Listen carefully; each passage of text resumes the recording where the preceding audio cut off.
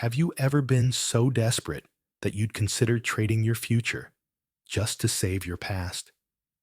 Grace Whitmore had already lost everything: her home, her dreams, and the tiny cafe she built to honor her late parents. Then came a proposal that wasn't just unthinkable, it was impossible to ignore. A powerful stranger offered her a deal. Give me a baby, I'll erase your debt. No strings, no promises, just one night and a contract. But what happens when a choice meant for survival opens the door to something deeper? What if the man behind the offer isn't who she thought, and neither is she? If it were you, would you walk away from control or step into the unknown? This is a story of broken beginnings, quiet courage, and a love that grows where no one expects it.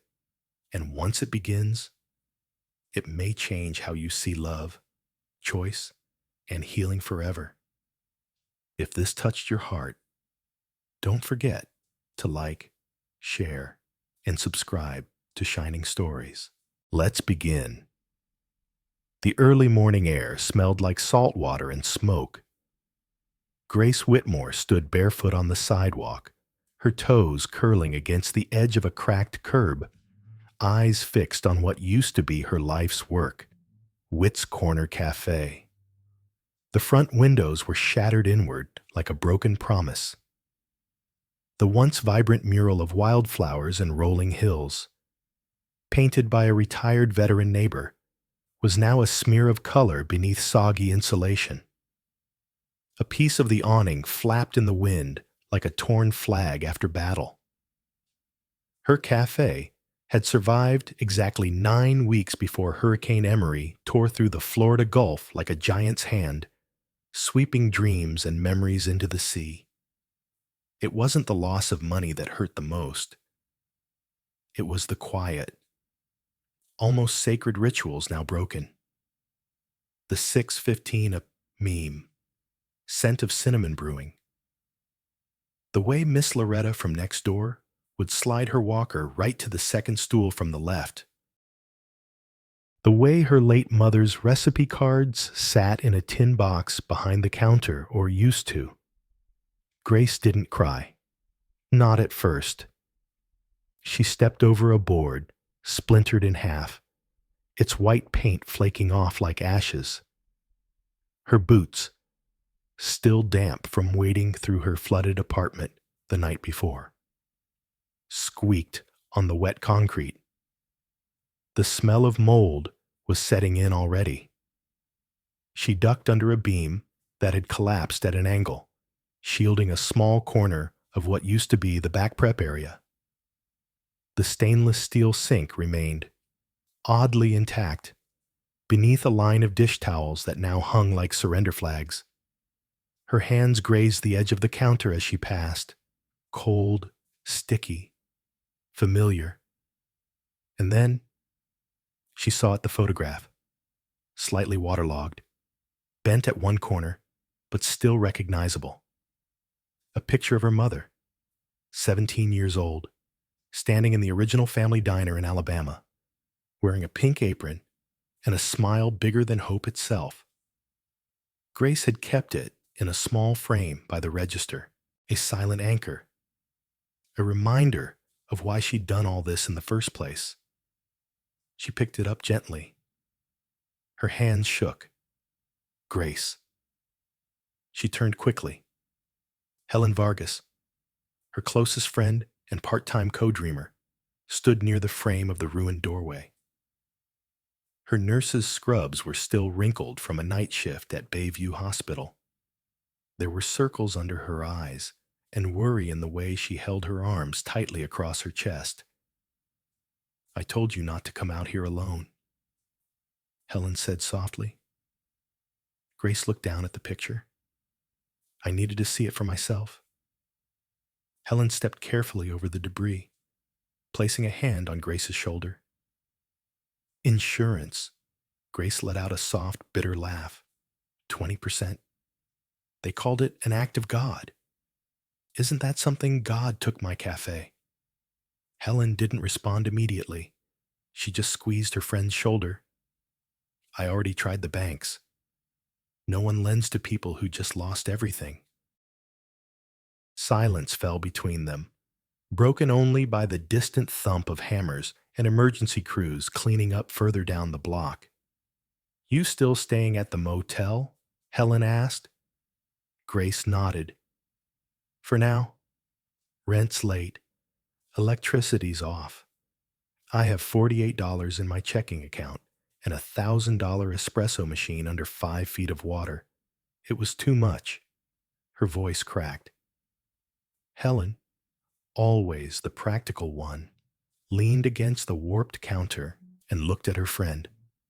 Grace, I know this is the last thing you want to hear, but there might be another way. Grace didn't even look up. Selling plasma, more like an arrangement, a temporary one. There was a pause.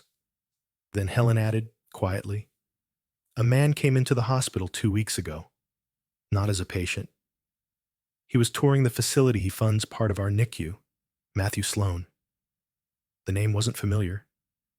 He's different, Helen said carefully. Private, powerful, cold as ice, if I'm honest. But he's looking for something. Or rather, someone. Grace raised an eyebrow. This sounds like a job offer with very strange conditions. He wants a child, Helen said, voice low. But he doesn't want a relationship. No strings. Just one child. Naturally conceived. Grace blinked. Excuse me. Helen held up a hand. I know it sounds wild, but he's offering financial security, medical support, a clean contract, one night, one purpose. That's Grace started, then stopped. She wasn't sure what word came next. Immoral, insane, impossible. But her mind, tired and desperate, did the math. $1.5 million. Her cafe rebuilt. Her debt erased. A new life. Without begging another institution to believe in her again. She whispered, So I'd be a vessel? You'd be a mother. Helen corrected gently. But you'd also be free.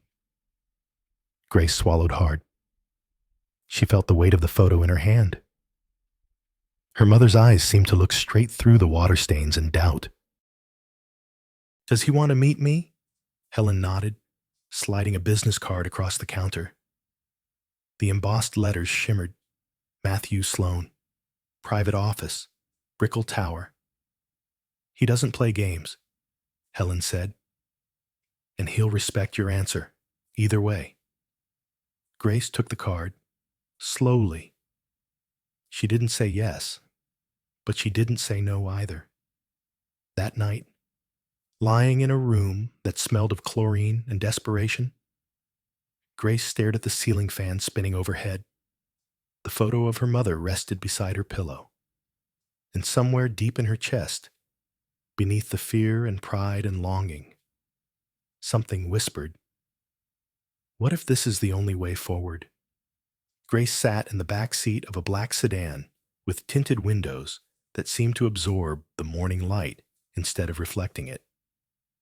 The driver, a man with polite silence and military posture, had picked her up promptly at 9:00 a.m., not a minute early, not a second late.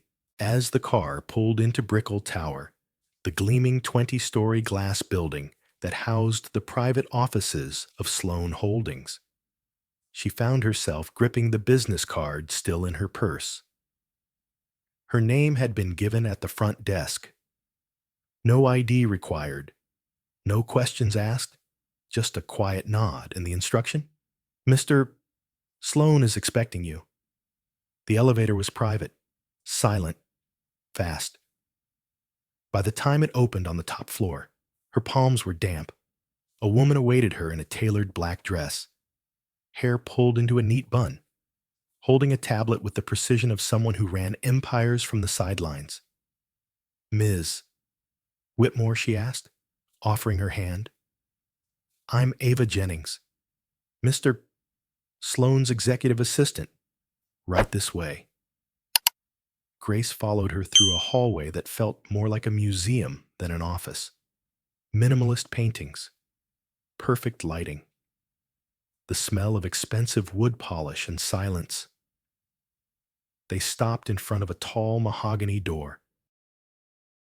"He prefers to explain things himself," Ava said, then disappeared as the door opened inward on its own. The office was wide and flooded with light. Floor-to-ceiling windows offered a panoramic view of Biscayne Bay. The decor was clean in masculine gray tones, glass, dark wood, and at the center of it, seated behind a desk that looked like it could launch satellites, was Matthew Sloane. He stood as she entered, tall, late 40s, maybe, silver threaded through dark hair, blue-gray eyes that didn't blink too often. Everything about him was precise, from the crease in his suit to the way he extended his hand exactly halfway across the desk. "Ms. Whitmore, thank you for coming." His voice was smooth, controlled, as if it had been tuned to a specific frequency. Grace took a breath and shook his hand. "Thank you for inviting me. Please, have a seat." She sat. He remained standing a moment longer, then walked around the desk and settled into the chair opposite her. "I've read about your cafe," he said. "I'm sorry for your loss." Grace blinked. "You read about it.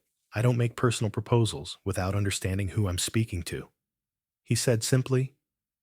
She didn't know how to respond. Matthew opened a leather portfolio and placed it gently on the table between them. Inside was a document about an inch thick. "I imagine Helen explained the general concept," he said. Grace nodded. "Somewhat, but I'd rather hear it from you." Matthew leaned back. "I'm a man who built a legacy from nothing," he said. "Companies, partnerships, ideas, all designed to outlast me. But there's one thing: I haven't built a family. Not in the traditional sense." "You don't want to get married?" Grace asked, trying to keep her tone neutral. "I don't believe in unnecessary entanglements," he replied, not unkindly. "I believe in clarity, purpose, simplicity." He paused. "I want a child, biologically mine, raised with care and structure. But not through romance or accident, through agreement, mutual understanding." "And you want me to be the mother," Grace said quietly. "I've reviewed medical backgrounds, personality profiles, education, life circumstances. You were recommended. And after some consideration, yes." The room felt smaller suddenly, more airless. "You're offering money in exchange for—" "One night," she asked. "Yes. And if I get pregnant, I provide for all medical and personal needs throughout the pregnancy. Upon birth, you receive the agreed-upon sum, $1.5 million, plus additional support depending on the situation." Grace looked away. Out the window, she saw sailboats, tiny specks drifting on the calm water. She imagined standing on one sailing far away from this moment. And the child, she asked, "I would retain primary custody. You would have visitation rights, negotiated in advance. You are welcome to be involved, or not. That choice is yours. And if I don't get pregnant, you receive a consolation payment. 100,000. Grace laughed, a soft, startled sound. "That's quite the consolation." Matthew didn't smile. "This isn't a transaction I take lightly. Ms. Whitmore, I understand the gravity, which is why I believe in offering terms that reflect respect. She looked down at the contract. It might as well have been a spaceship manual. Legal terms, clauses, expectations. I'd want a lawyer, she said. Of course, I have no objections. In fact, I insist. She hesitated. I'm not a surrogate, Mr. Sloan. No, you're a woman with dreams that deserve more than destruction. I'm offering a choice, not a command. His voice softened just slightly. No one will think less of you if you say no, least of all me. There was silence again. And then, he added, but I believe we often find new beginnings in places we never expected. Grace left his office 30 minutes later with a copy of the agreement in her purse and a storm in her chest. Outside, the sun was shining, the city bustled, but inside her, everything was still. She didn't know if this was salvation or surrender, only that she had 3 days to decide. The apartment Matthew arranged was on the 15th floor of a quiet high-rise overlooking the bay. Not his penthouse, not his office, just a place in between neutral ground. He'd called it. Grace arrived at sunset, the golden hour spilling light across the sky like soft fire. Her hands were steady, but her heart felt anything but. She'd signed the agreement, hired her own lawyer, had her questions answered, but nothing in that stack of papers could prepare her for the sound of the door clicking shut behind her as she stepped into the apartment. He was already there, standing by the window. No suit tonight, no boardroom formality, just dark jeans and a white button-down shirt, sleeves rolled to the elbows. In the fading light, he looked different, younger, somehow, or maybe just less armored. Hi, she said, her voice quiet. Matthew turned. You came? I said I would. He nodded once, then looked past her toward the open door. Do you want to leave it unlocked in case Grace smiled faintly? I'm not running. Matthew, I just don't quite know how to stand still. A silence stretched between them, heavy but not uncomfortable. He gestured toward a side table. There's water, or wine, whatever you prefer. She moved to the table, poured herself a glass of water. Her fingers trembled slightly as she brought it to her lips. Matthew watched her not with hunger or calculation, but with something quieter, something closer to awe. You can change your mind, he said, even now. Grace set the glass down. I'm not here because I don't have choices. I'm here because I've made one. Another pause. I've never done this, she added. Not like this. Neither have I. Grace looked up. That surprises me. It shouldn't, he said. Most people assume money makes things easier. It only makes things cleaner, not kinder.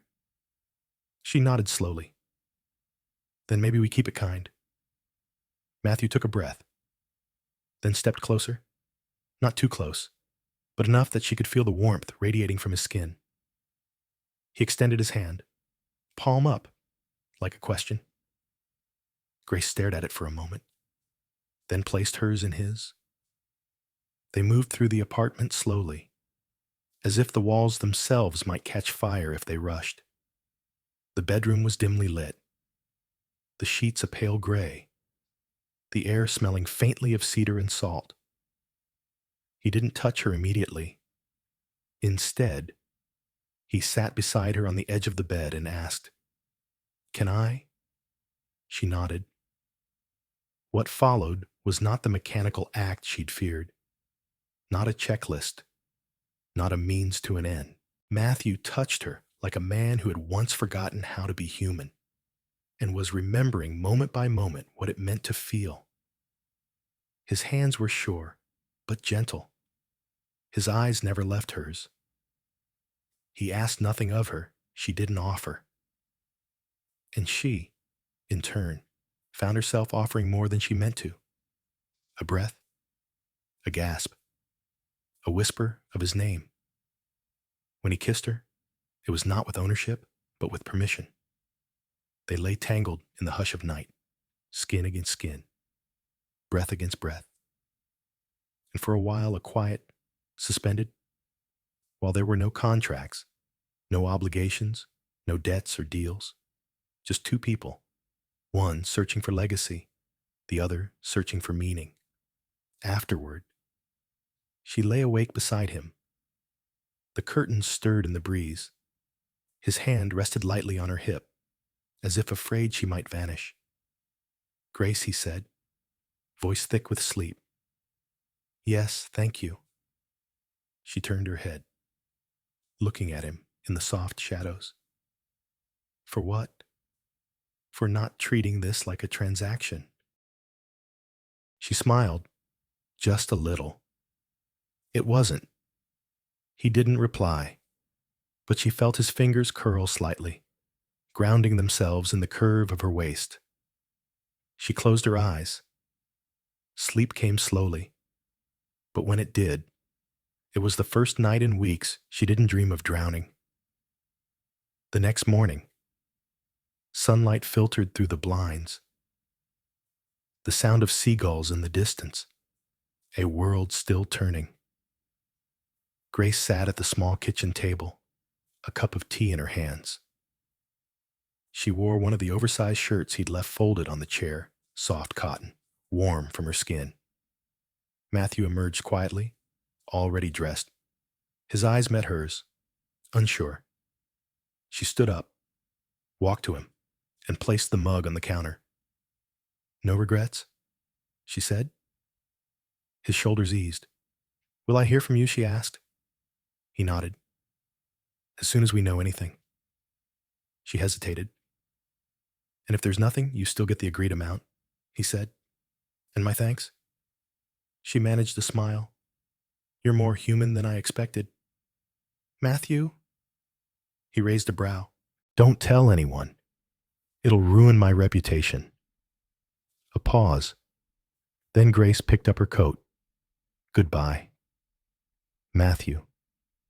He didn't say it back, but as she closed the door behind her, she felt the weight of the night linger on her skin like perfume. She wasn't sure what had just happened, only that something had shifted.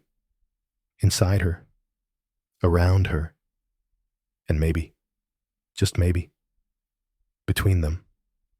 2 weeks later, Grace stood barefoot on the tile floor of her motel bathroom, a pregnancy test in her hand. The pink lines came in slow, steady, not vague, not maybe, positive. She didn't cry, not right away. She just sat down on the closed toilet lid and stared at the test as if it were a sentence written in a language she hadn't planned to speak. A child. Inside her. Her. Half Matthew Sloan. She touched her flat belly, her fingers cool against her skin. The room was quiet, except for the steady hum of the old motel air conditioner and the faint rush of cars beyond the window. She didn't feel panic, not joy either, just a strange, aching calm.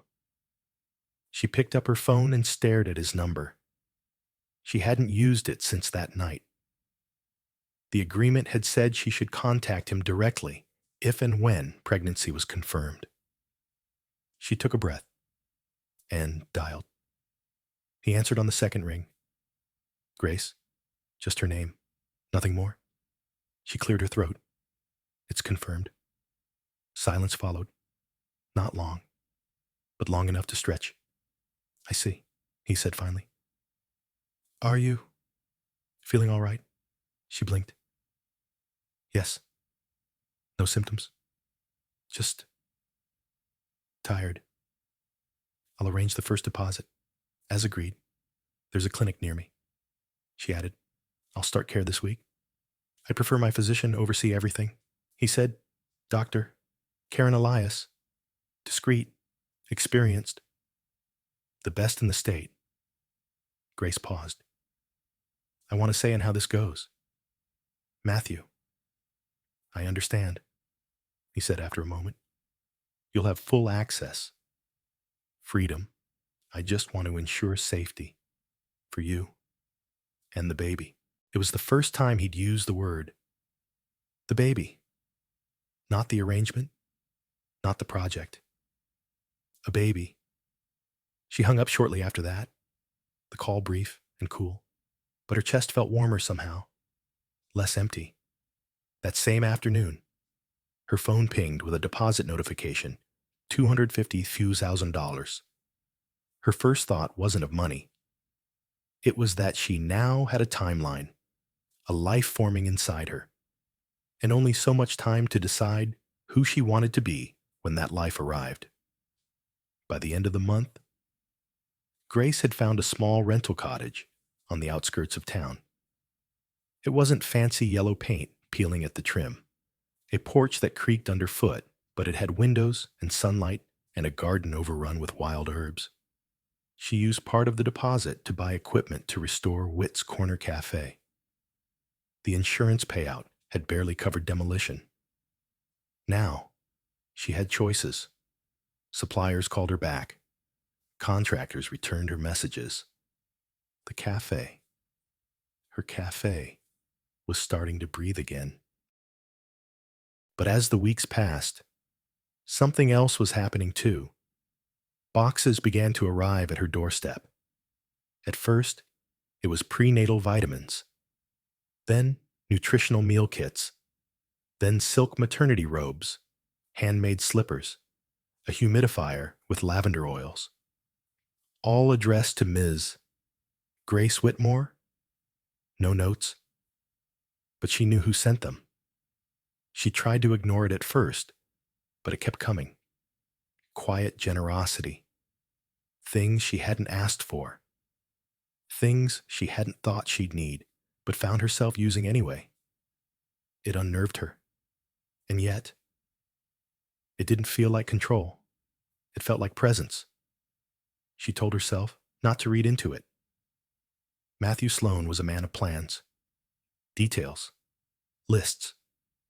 Maybe this was just his way of managing risk. But one night, after the fourth box arrived, this one filled with hand-picked books on motherhood, humor, nutrition, and one slim volume on grief, she sat down at her tiny kitchen table and let herself wonder, what kind of father would he be? Was there more to him than steel and calculation? And more frightening, was she starting to care? At her first visit with Dr. Elias, Grace was surprised. The office wasn't a sterile fortress. It was warm.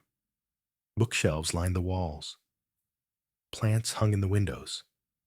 The doctor herself wore a navy cardigan and spoke like someone who had once delivered babies in barns. You're healthy, she said, tapping a pen on the file. Your labs look great. Good blood pressure.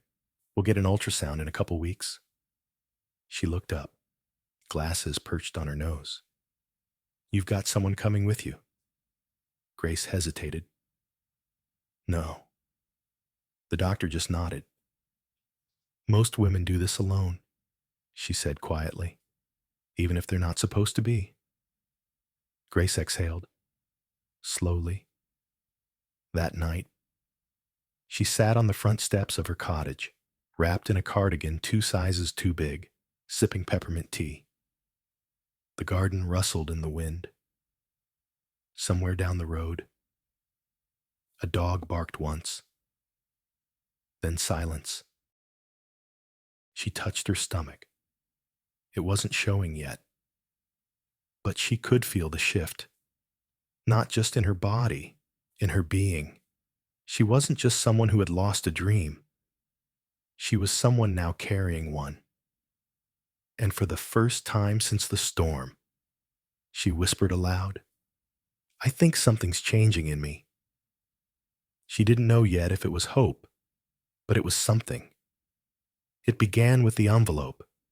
No return address, just her name, printed in block letters. Grace found it tucked into her mailbox one afternoon, nestled between utility bills and a flyer for lawn services.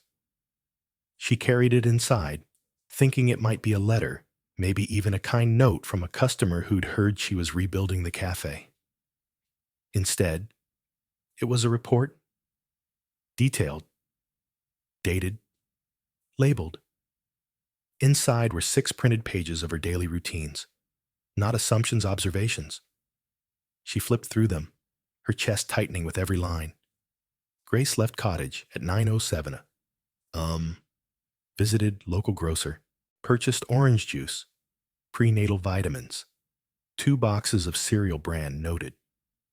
Grace met with contractor at cafe location. Appeared fatigued. No assistants present. Every movement. Every hour. Even her mood was logged. She read the final entry aloud, her voice shaking. Grace sat on front porch for 1 hour, appeared thoughtful, no visible distress. A hollow silence followed. Then she whispered, "You watched me." She didn't remember dropping the envelope, only the sound it made when it hit the floor. A dull slap, like a warning ignored for too long. She didn't call Matthew. She went to him. Stormed into Brickell Tower the next morning without an appointment. Ava, his assistant, stood as soon as she saw her. "Ms. Whitmore, I believe Mr. Sloan is telling him I'm coming in," Grace said, voice low but unshakable. "Or I'll make this whole building hear why." Ava hesitated, then picked up the phone. "She's here," she said simply. "Yes, sir." The doors opened seconds later. Matthew stood behind his desk, arms crossed, his usual composure like glass reflective, unreadable, maybe fragile beneath. Grace walked in slowly, dropped the envelope on his desk. He didn't look surprised. "That was meant to ensure your safety," he said evenly. "By following me, by monitoring conditions, your surroundings, the stress levels I observed, you observed." Her voice cracked with disbelief. "What am I? An experiment? A project? Is this what respect looks like to you?" Matthew stepped around the desk. "Grace, don't," she warned. "Don't try to explain this away. This was a violation." He paused. "You signed a contract that made me responsible for your well-being." "I signed a contract, not my soul," she snapped. "You could have called, asked, cared." Matthew's jaw tightened. "I did this because I've lost people before. People who mattered. And that gives you permission to control me." His silence was answer enough. Grace took a step back. Her hands curled at her sides. "I let you in," she said, her voice quieter now. "I trusted you, Matthew, not just with my body, but with something I hadn't given anyone in a long time." He looked up at her, something unspoken in his eyes. Regret, fear. She shook her head. "You talk about legacy, about wanting something real. But this," she gestured around the pristine office, the folder between them. "This isn't real. This is fear wrapped in money and called protection." "I don't know how to do this another way," he said softly. "Then maybe you don't deserve it." That landed like a stone dropped in a still pond. Neither of them moved. Then Grace turned and left. That night, the baby kicked for the first time. A flutter, like wings brushing against her from the inside. She sat on the edge of her bed, one hand on her belly, the other wiping a tear she didn't know had fallen. It was supposed to be a moment she shared. A laugh, a smile, a phone call maybe. Instead, it was quiet, just her, just the baby, and the aching silence of what could have been. The days that followed blurred. Grace avoided her phone, ignored Ava's polite check-ins. She canceled her next appointment with Dr. Elias and found a small clinic nearby, one with paper gowns and nurses who offered saltines when you felt faint. She didn't want sleek offices or scheduled drivers. She wanted real. Her cafe rebuild continued, slower now. Contractors noticed her distraction. She forgot to order a shipment of flour. Missed a call from her supplier. One afternoon, she stood in the middle of the half-finished dining room, staring at the walls like they might answer something. That's when Helen came by. Her friend leaned against the newly painted window frame, watching Grace with careful eyes. Want to talk about it? No. Want to sit quietly while I eat a sandwich in front of you? Not really. Helen walked in anyway, unwrapping a ham and cheese. Word is you fired your OB? Grace didn't respond. Helen chewed, then said, You love that doctor. I didn't fire her. I left her.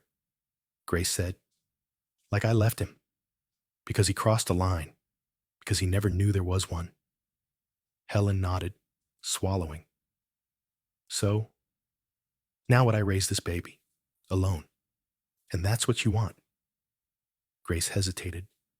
I want honesty, peace, and maybe the strength to start over again. Helen reached over, placing a quiet hand on her friend's arm. You already have it, she said. But strength doesn't mean clarity. That night, Grace found herself lying awake again, thinking of Matthew.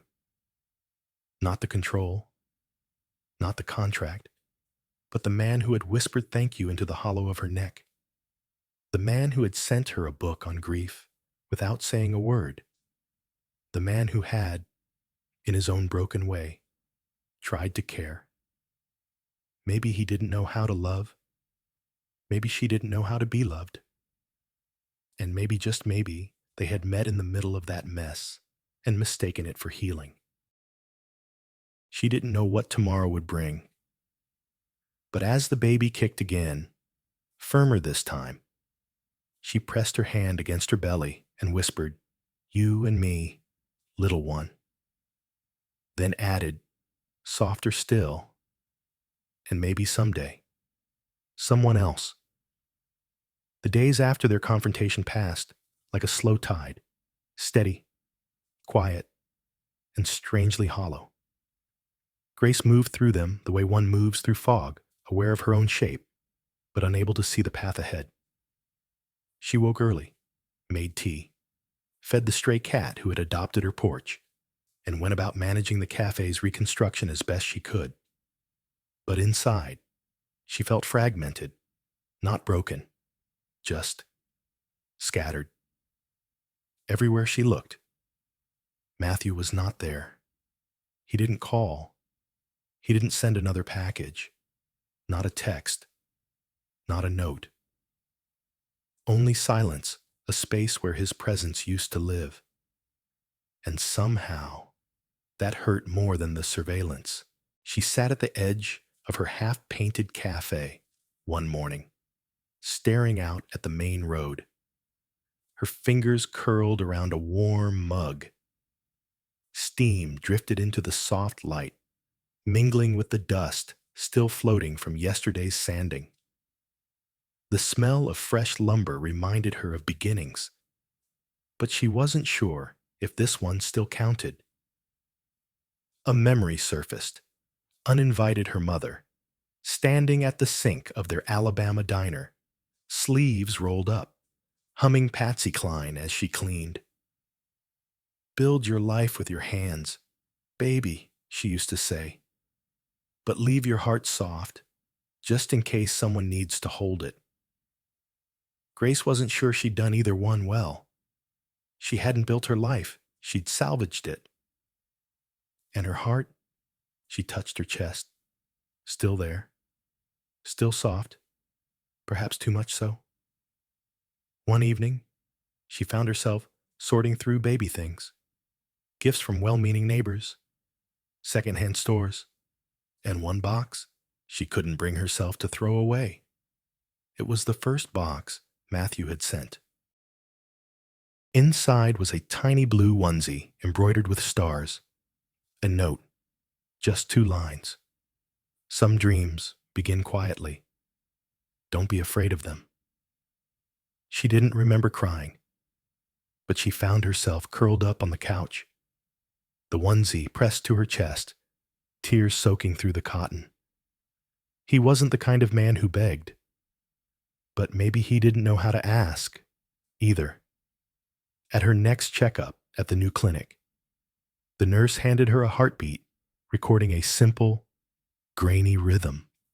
Thump, thump, thump, fast, alive, real. She kept playing it in the car, again and again, until finally she pulled over on the side of the road, pressed the phone to her ear, and whispered, "Do you even know what this means?" The question wasn't for the baby. It was for the man who wasn't listening. That night, she did something she hadn't done in weeks. She called Ava Jennings. The assistant answered after one ring. "Ms. Whitmore," she said. Her voice held no judgment, only awareness. "Can you tell him I'm okay?" Grace asked. Voice barely above a whisper. "I will. And that the baby is, too." There was a pause. Then Ava replied gently, "He listens to the heartbeat every morning. Has it downloaded on a loop?" Grace blinked, staring at her porch steps. What he asks for, the latest file from your clinic? He never asks for anything else." Grace hung up without saying goodbye, because suddenly she couldn't breathe. 3 days later, she received a small envelope. Inside was a single ultrasound photo, not from her new clinic, from Dr. Elias. It had been forwarded to Matthew by mistake, and he had sent it back, unopened, except for a note in his handwriting on the back. "This belongs to you, but I hope one day I'll be allowed to see it again." Her fingers trembled, not because of the words, but because they weren't asking for control. They were asking for permission. Helen noticed the change. "You're quiet again," she said one afternoon, slicing lemons behind the counter. Grace stood nearby, wiping down tables, moving slower than usual.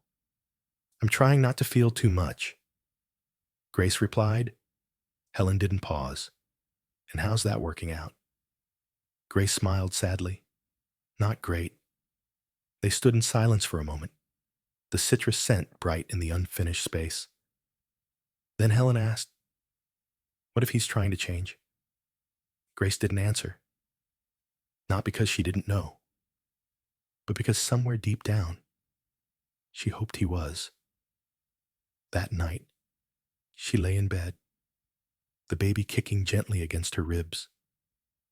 She whispered stories into the dark, about the stars, about the cafe, about a man who once tried to love the only way he knew how. "I don't know if I can forgive him," she murmured, then added, "but I don't think I can forget him either." The baby moved again, one soft thud, and Grace smiled. Because sometimes, that's all the answer you get. The day of the soft reopening. Witt's Corner Cafe smelled like fresh paint, warm bread, and new beginnings. It wasn't perfect. The tiles near the register still needed grouting, and the espresso machine hissed like a cranky dragon. But the windows sparkled. The chalkboard menu was back in its rightful place. And on the corner table, Right beneath the kindness is served here sign sat a single white lily in a mason jar. Grace stood behind the counter, her apron snug across her growing belly. Her hands trembled slightly, but her eyes were calm. She hadn't invited many people, just a few neighbors, Helen, and the new barista she'd hired, a college kid with a kind smile and a clumsy way with foam. But just before the doors opened, she noticed something. Across the street, standing beside a black car, Matthew. He didn't wave, didn't move, just stood there, hands in the pockets of his coat, watching through the glass. And for the first time, she didn't feel anger. She felt seen, not possessed, not controlled, just quietly witnessed. She looked down at her apron, smoothed it, and when she looked back up, he was gone. That night, a package arrived, no logo, no note. Inside was a leather-bound journal. On the first page, in Matthew's unmistakable hand, were the words, "If she ever wants to know who I am, give her this." The journal was filled with entries, not long, but raw, stories from his childhood. A mother who left when he was 8. A father who never said "I love you." A first love lost to addiction. A younger brother buried before he turned 21. Each entry ended with a lesson.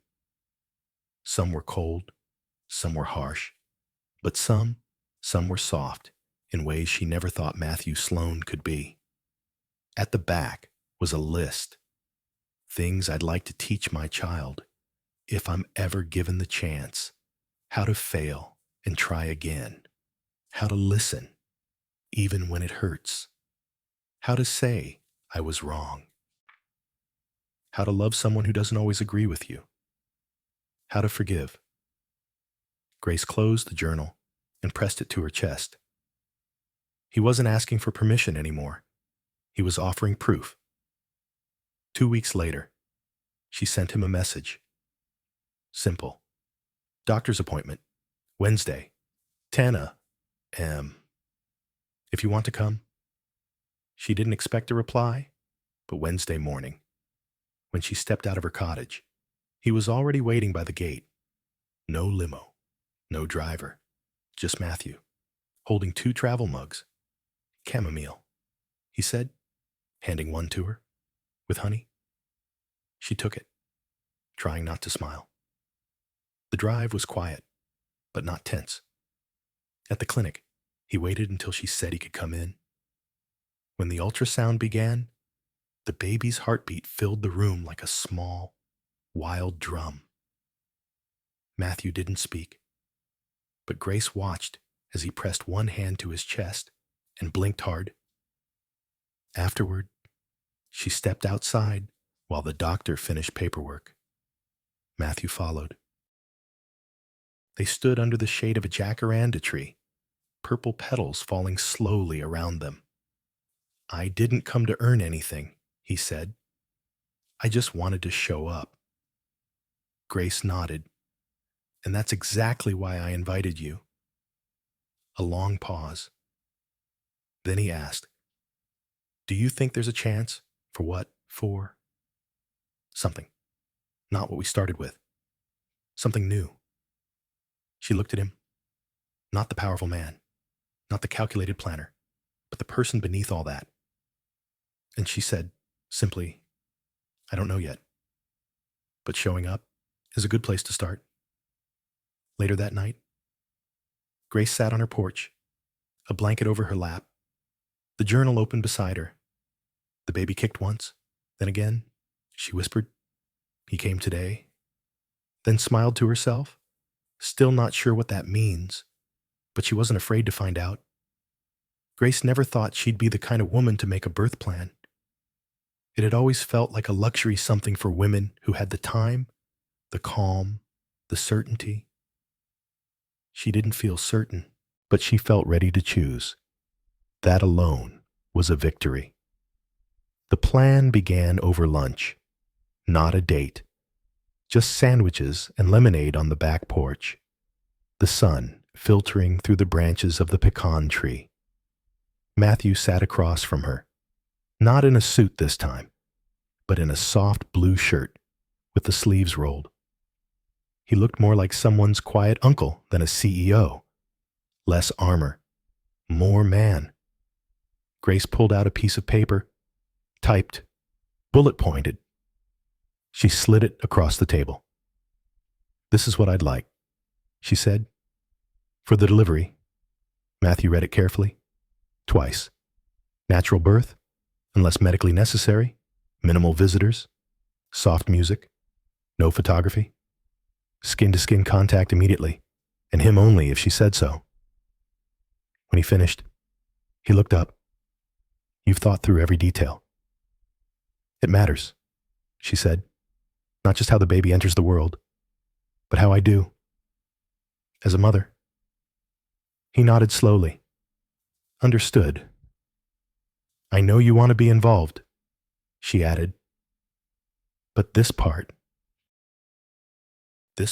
belongs to me." There was no resentment in his eyes, only something deeper, something like reverence. "I'm honored to be there, however you allow." Those words, "however you allow," made something inside her soften. Maybe healing didn't come all at once. Maybe it came in words like that. In the weeks that followed, Matthew showed up in small ways. He took her to appointments when she felt too tired to drive. He held the measuring tape when they assembled the crib together in the nursery, even though he'd never built anything in his life. He read books on infant care, dog-eared pages, and even took a class on diapering with Helen, who found it endlessly amusing. He never pushed, never asked. But one evening, as they folded tiny onesies fresh from the dryer, he looked at her and said, "I don't want to replace anyone in your life, Grace." She glanced at him, curious. "I just want to be the kind of man our child doesn't have to recover from." Her throat tightened. She didn't answer with words. She just handed him a pair of baby socks. And in that silence, something whole was rebuilt. One Friday afternoon, they went to a birthing center open house together. They sat on floor cushions, listened to gentle jazz, toured soft-lit rooms painted in earth tones. Grace asked every question about emergency transfers, about doula support, about how long they could stay after the birth. Matthew didn't speak much, but he stood close. And when she mentioned the baby's name, a name she'd kept private, until now he whispered it once, as if trying it out on his tongue. It sounded right. It sounded like hope. Back home. They sat on the porch as twilight settled. Grace rubbed her belly slowly, the baby hiccuping beneath her palm. Matthew sat beside her, quiet. Then he asked, almost shyly, "Would you like me to be in the room?" Grace looked at him. Long and steady. "I think you already are," she said. He smiled, a real one, the kind that touched the corners of his eyes. And she thought, maybe birth didn't start in a hospital. Maybe it started here, with a choice, with trust, with the space to become something new. Together. It happened on a Tuesday, the kind of Tuesday that felt ordinary, a little too humid, a little too quiet. The kind of day where nothing was supposed to go wrong. Grace had just finished setting up the cafe for the afternoon rush. A shipment of flour had finally arrived. Helen was prepping pastries in the back, and the baby had been kicking on and off all morning, full of its usual quiet rhythm. But then, everything shifted. It started with a sudden tightness in her back. Then the pain moved lower, sharper, rhythmic. She brushed it off at first Braxton Hicks, maybe, just the body's way of preparing. But then her knees buckled. She caught herself against the counter, breath hitching. Helen came rushing out, flour on her cheek. Grace. Hey, what's happening?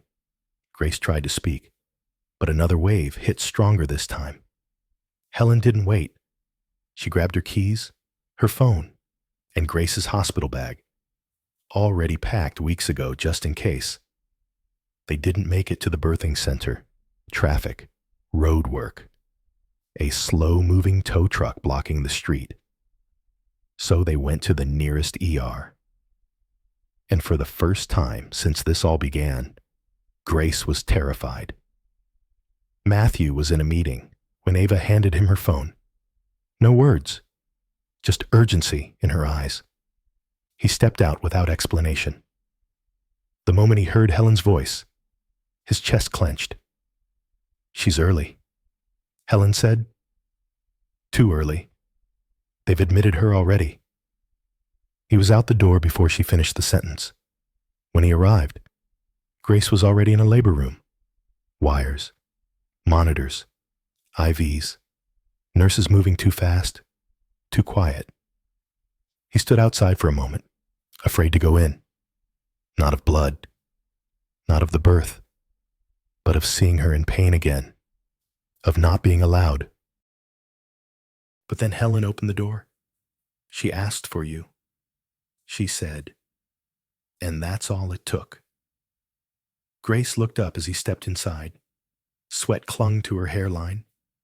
Her hands gripped the rail of the bed. But her eyes tired, wide still found his. I didn't think it would be today, she whispered. Neither did I, he said, stepping to her side. But I'm here.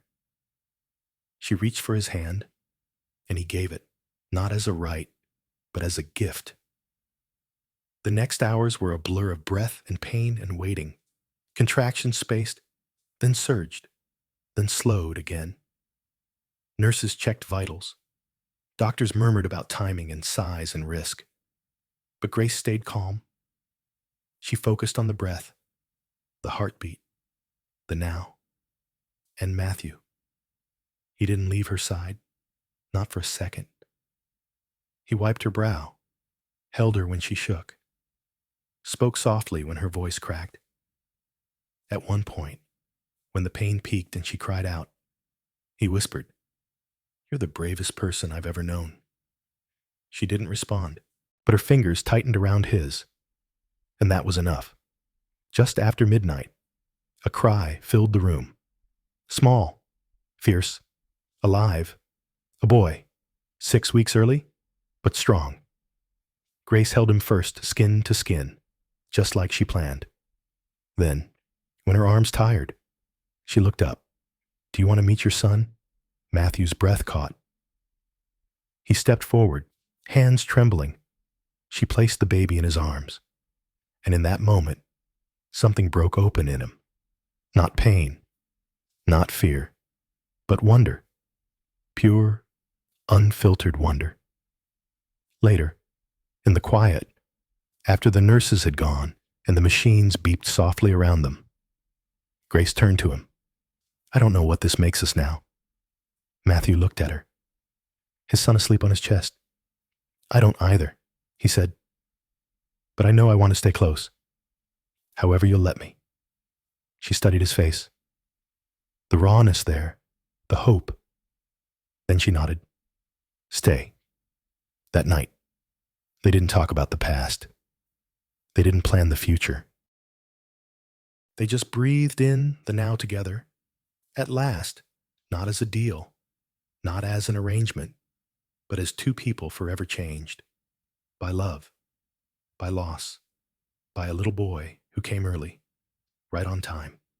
3 months later, the cafe opened fully for the first time. No signs, no ads, just the doors unlocked. The scent of cinnamon rolls wafting into the street, and Grace standing behind the counter with her baby boy tucked close against her chest in a soft wrap. She called him Eli, not short for anything. Just Eli. Simple. Steady. A name that sounded like morning light. The regulars returned slowly first, Miss Loretta with her crossword books, then the high school teacher who always tipped in coins. One by one. They found their way back through the glass doors, each leaving a piece of warmth behind. Matthew didn't come on opening day. He waited until the rush had passed, until Grace had space to breathe. He came in 2 days later, carrying a box of pastries from a French bakery across town, still awkward around ovens. Still trying. Grace looked up from the espresso machine. Their eyes met. He didn't speak.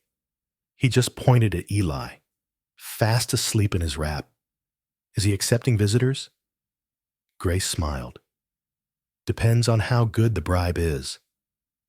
Matthew sat at the corner booth, the one she'd once reserved for herself in quieter years. She brought him coffee, no sugar, just how he liked it. And they sat in silence, the kind that felt lived in. After a while, she asked, "Do you regret any of it?" Matthew looked down at his hands. "Yes," he said softly, "but not him. Never him." Grace nodded. "Me neither." They started seeing each other once a week. Sometimes at the park, sometimes walking along the marina.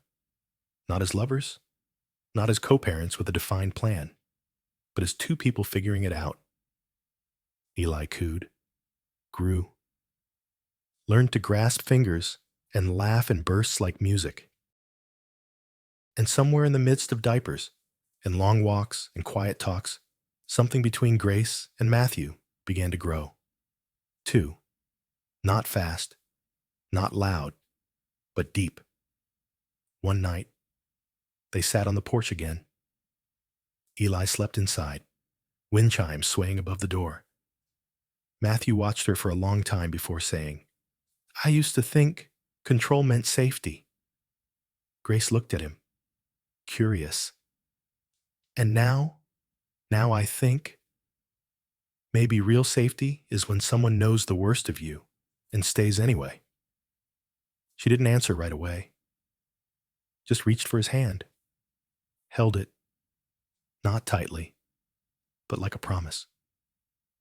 A few weeks later, Eli's laugh echoed through the cafe as Matthew spun him gently in the air.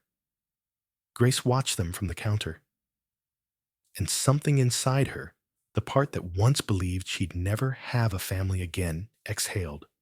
Fully. Finally. The chalkboard menu changed, that day. At the bottom, in white cursive, someone likely Helen had added a quote, "Sometimes. The life you never planned is the one that fits you best." Grace smiled when she saw it, because it was true. Her life wasn't what she expected, but it was hers. Fully, beautifully, bravely, hers. Sometimes. The most extraordinary love stories don't begin with fireworks. They begin with fear, with pain, with a woman standing alone in the ruins of her dreams, and a man who never learned how to love without control. But in the quiet space between survival and surrender, something softer can grow, something real, not perfect, not easy, but deeply human. Grace and Matthew's story reminds us that everyone carries wounds, some visible, others hidden behind money, power, or silence. And far too often, we judge people by where they come from, by what they lack, instead of what they carry in their hearts. Let this story be a gentle protest against every whispered prejudice, against the belief that love must come from perfection or that healing belongs only to the fortunate. Because sometimes, all it takes is one choice, one quiet act of courage to begin again. If this story moved you, Please like, share, and subscribe to Shining Stories. We have many more tales, waiting stories that will warm your heart, stir your soul, and remind you that you are never alone. See you in the next chapter.